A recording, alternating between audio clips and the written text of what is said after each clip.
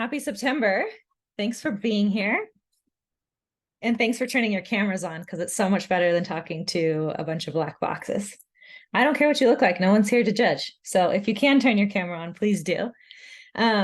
So the goal that we have, my team, with putting on these webinars every month, the first Wednesday we're here at noon Pacific, and we want to update you on what's happening in the market because what we learned headed into this year was that it's a new market almost every week. And things are changing in terms of the economy, things are changing in terms of interest rates, and things are changing in terms of housing inventory and what we're seeing work and not work for our buyers. So we put together this webinar so we could all get together and share with you what we're seeing in real time as actual boots on the ground, because sometimes it is different than what the media is telling you. And there's lots of real estate professionals who come to this call, realtors, lenders in other markets, even lenders in this market, which is fine, a little friendly competition. But I'm especially glad that you're all here today because we have the ability to share our thoughts and be collaborative and everyone can chime in.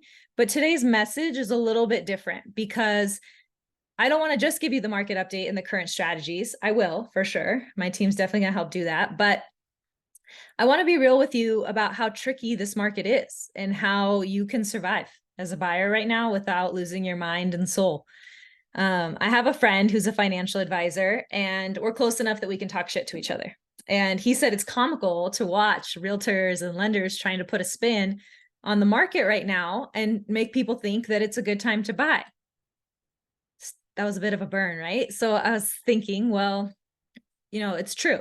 Our paychecks are tied to whether or not people choose to buy real estate right now. But I also know that people choose to buy real estate because of life events, not just because of what the Fed chairman said in his press conference this week.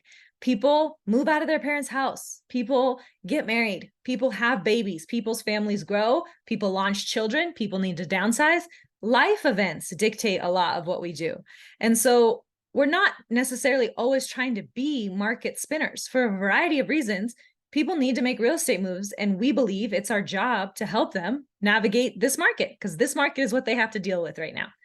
And I don't have to convince you that buying real estate is a wise financial strategy. I think whether you're looking for passive income or whether you're wanting to fix your housing expense for the next 30 years, you really probably wouldn't be on this call if you didn't have some level of interest in real estate. But I want to be really transparent on what's actually happening with the economy and with the housing market and with interest rates so that you can use that information to make a good decision for yourself. That's ultimately the goal, is that by working with my team and by attending our events, including these webinars, you become informed enough to make a confident decision for yourself. And we don't have to influence that decision. We just inform it. So let's dive into it.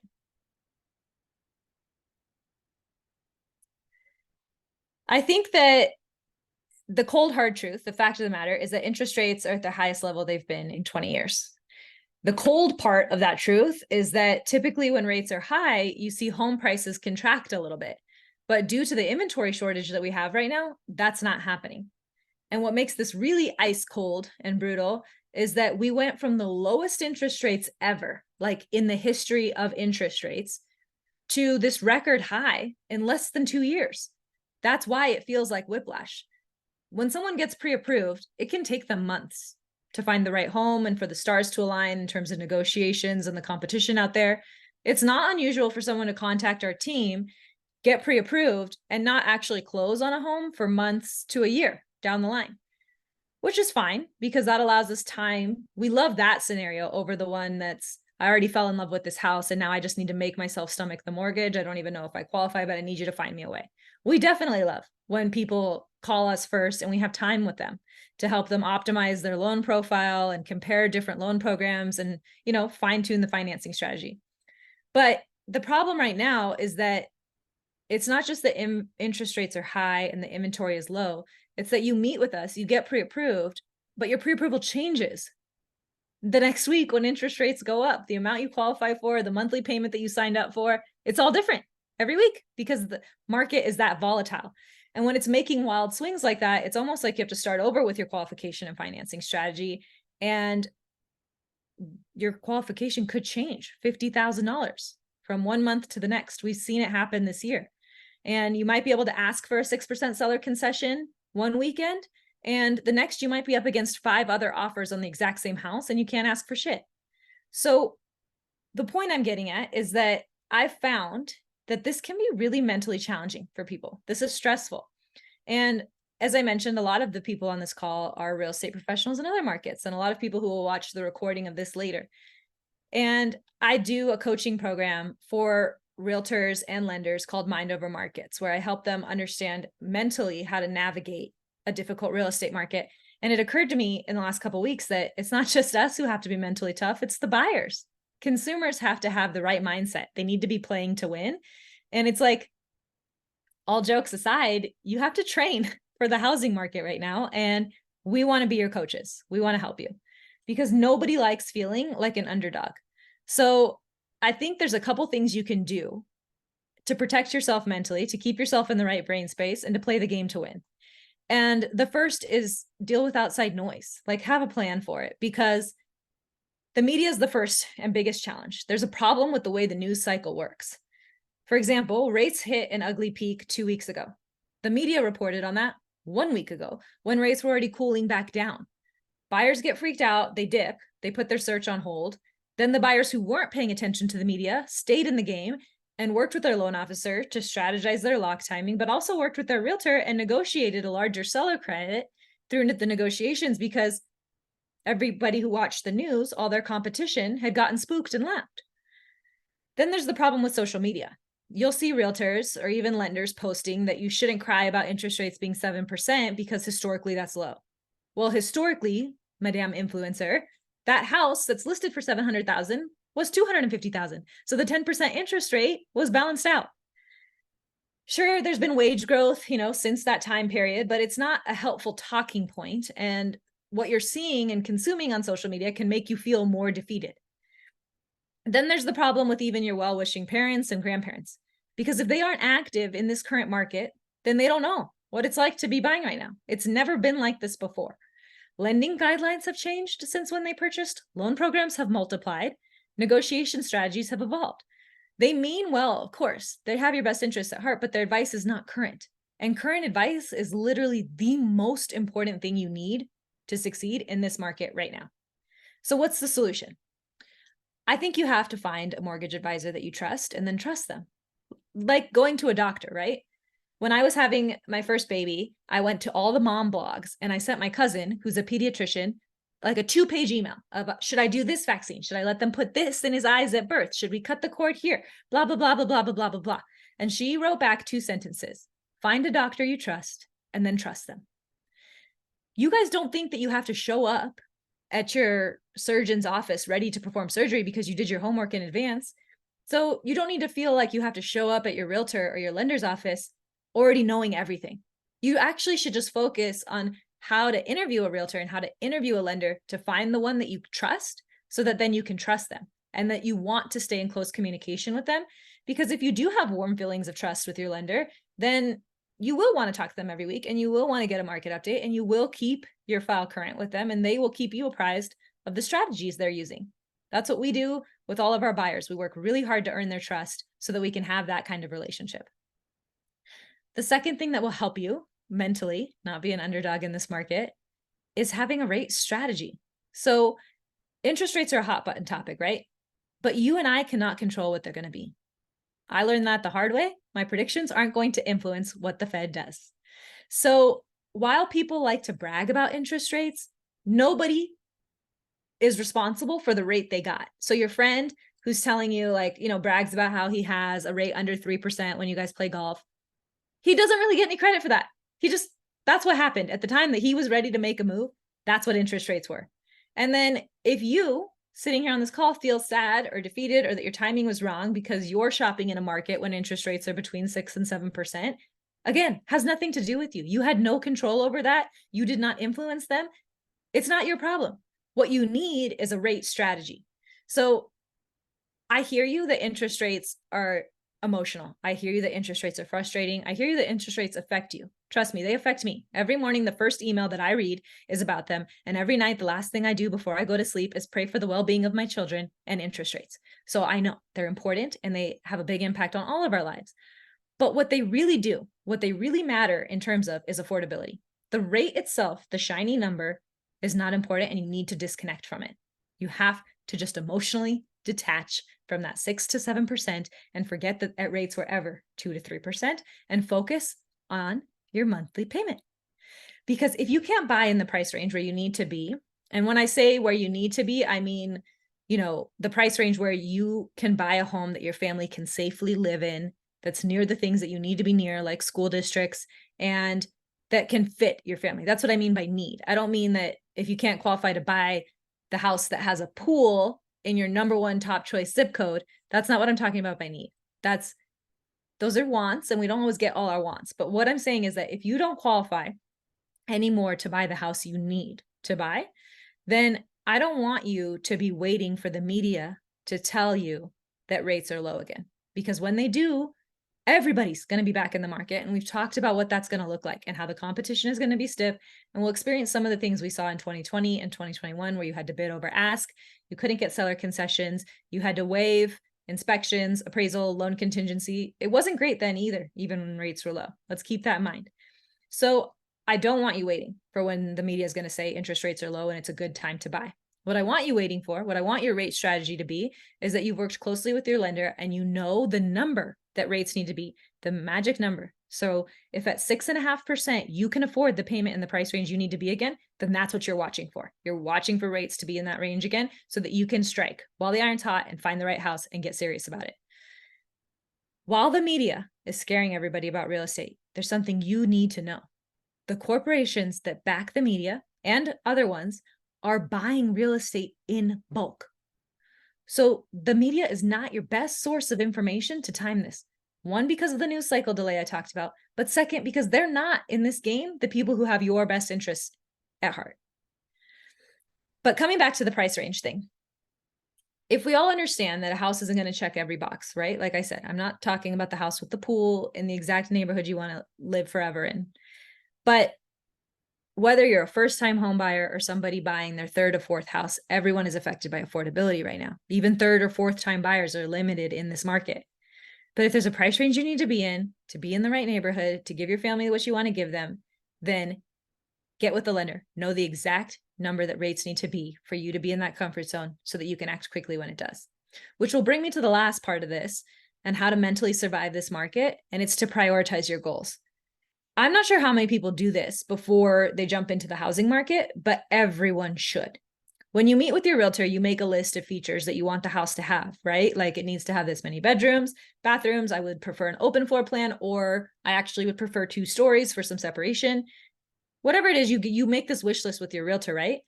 I think that you should, before even doing that, you should make a list of financial goals that you have. You alone, or you with your partner, or you with your family, make this list of financial goals you have for the next few years. And then next to it, you make a list of personal goals that you have for the next few years. And then I want you to see how they line up, prioritize and link them. Because then you're going to start making decisions based on your timeline, not what the market is doing.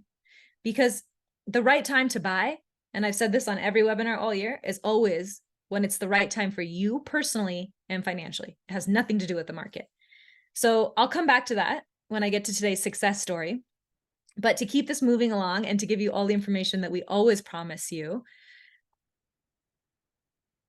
well, I did promise you a free home buyer guide. So before we get into the information I always promised, this is the 5-page guide that I put together when I thought I coach realtors and lenders on how to navigate the market and how to be successful in it.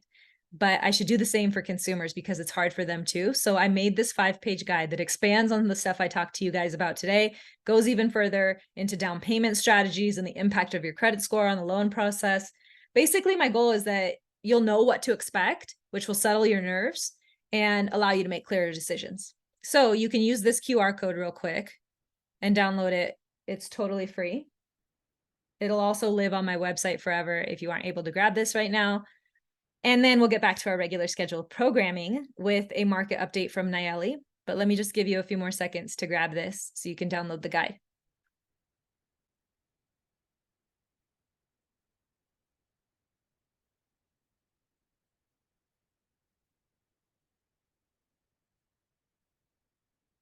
Okay, Nayeli, all yours. Thank you, Shivani. So in regards to the market update, we're just going to go over what we're seeing, what's happening. Last week was filled with key economic data on the labor market and inflation, which will probably be instrumental in shaping the decision of the Fed's Monetary Policy Committee meeting. Unemployment rose to 3.8% in August, which is a significant, and this is actually the highest percentage of unemployment since February of 2022. And then in the past few days and this week, we have a really busy week with Fed speakers. Many Fed speakers are pointing towards cooling in the economy, strengthening hopes that it could be enough for the central bank to keep rates steady. We will find out September 20th. The Black Knight reported that home prices rose 1.5% in July, showing an increase of 0.7 since June. Home prices are up approximately 2.3% year over year, and from the beginning of this year, home prices are up 4.4%, which if we continue with this pace, that is going to equate to a 7.5 annualized pace. And then the MBA released their mortgage application data showing that purchases fell 2% last week and are down 28% year over year. This is due to the rate increases and the lack of housing supply. So we are seeing a lot more negotiations between sellers and buyers, just like how Shivani talked about what's being done. That's what we have for the market update. Perfect. And if you guys have questions on any of that or need it broken down in a slower manner, just reach out to us. We're here. We'll update you on the market every day if you'd like. Now let's get into the strategies for September, which Sandy's going to walk us through. Hi, everyone. Okay, so I wanted to talk about several different things today. When we get into the nitty-gritty strategy portion of submitting an offer, we can't emphasize enough that each house in each neighborhood is really a case-by-case basis. Some are going like hotcakes, others are sitting around a little longer and even better terms. So a strategy that we have found to be the creme de la creme for buyers right now is to pair a permanent buy down with a temporary buy down. And this can be done with a combination of seller concessions and or the buyer bringing that in upfront as well. And then the other thing that we're going to get into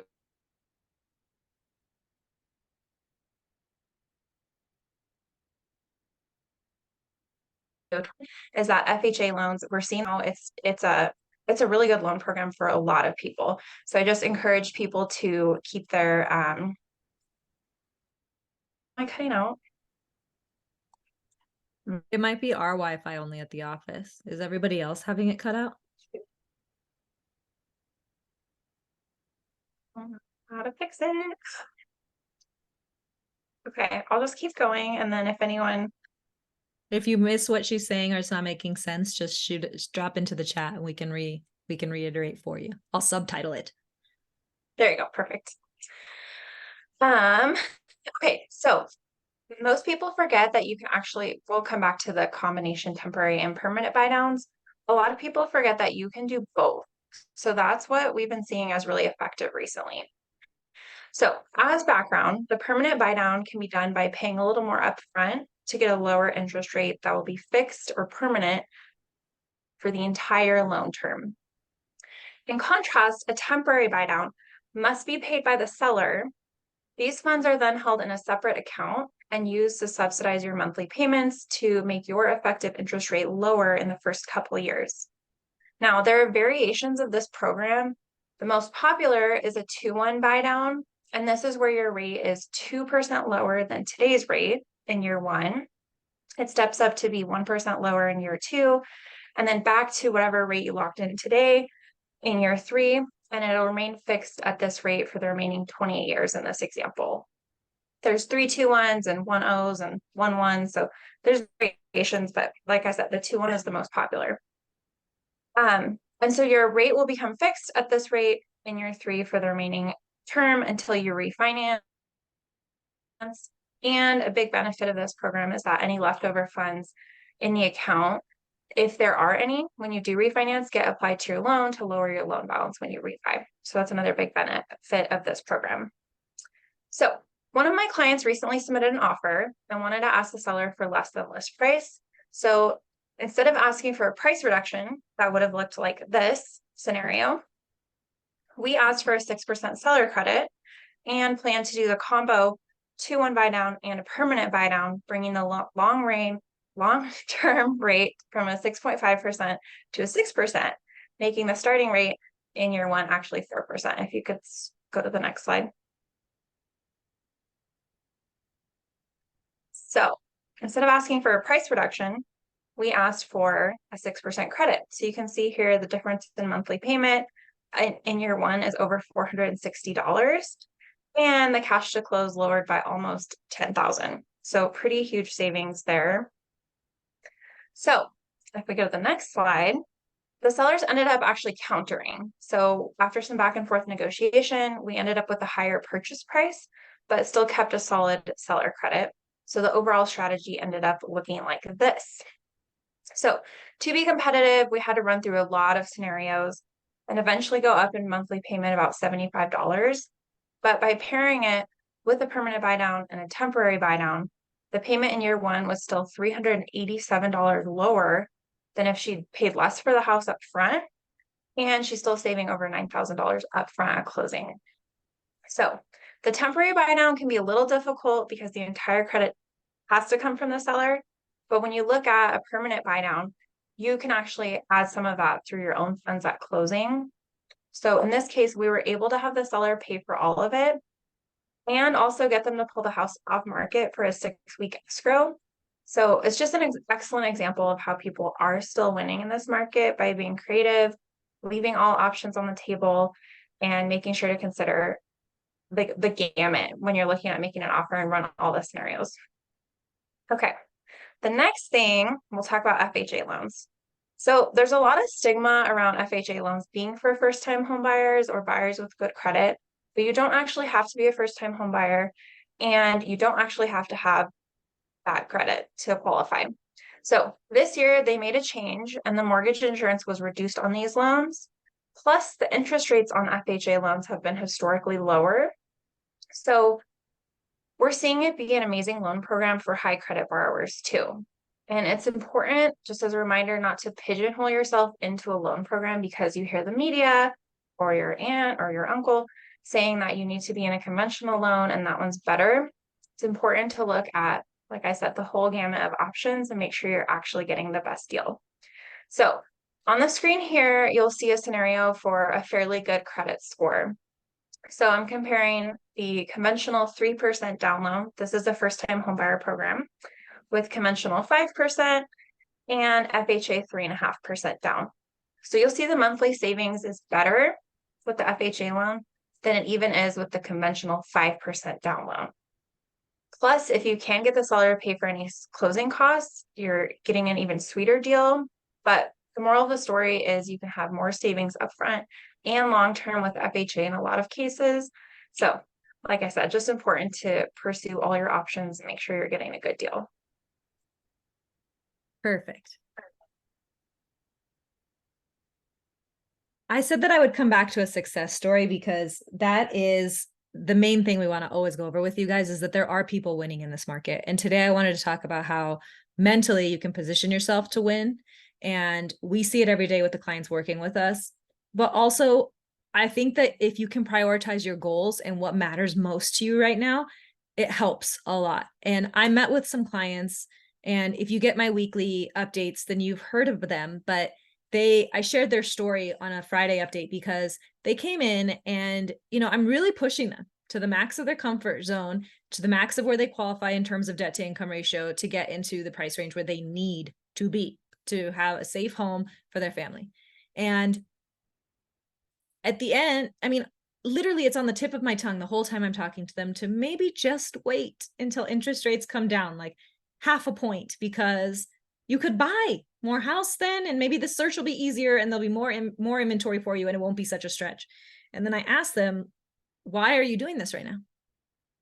And they said that they had literally lived through, in the home that they're renting, they were home during a home invasion with a guy completely drugged out of his mind, unstoppable, hugely traumatizing experience. And they want out of that house right now. And to rent something similar is going to cost as much as a mortgage in a safe neighborhood. So they want to buy now and they're serious about it. And because they had their priorities in line, they're in escrow to buy a house right now. They have a good seller concession in place to get them a monthly payment that they feel even better about, and their cash to close is within their comfort zone. So I think if you can really take a second to get introspective and think about what's most important to you right now and prioritize your goals over the next few years, it will make navigating a market as volatile as this a little more doable.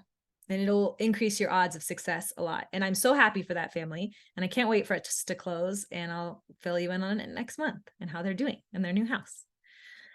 Now, before we let you guys go, we have a couple more minutes. And I want to wrap up with some reminders of upcoming events. Before I do that, if your Wi-Fi was cutting out, if our audio wasn't great, if you need more deeper information on anything Nayeli or Sandy went over, book a one-on-one call with us. We will reach out to you. It's no pressure. If you're pre-approved with a different lender, we don't care. We will just help you navigate all of this, make sure you understand what we're saying, and make sure you're in a good position to make a confident decision.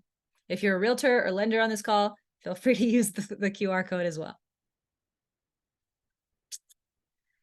Upcoming events that we have going that we'd love for you to join us for. Sandy's hosting a class today in person at the office. This is for all entrepreneurs, independent contractors to big business owners. This is for you.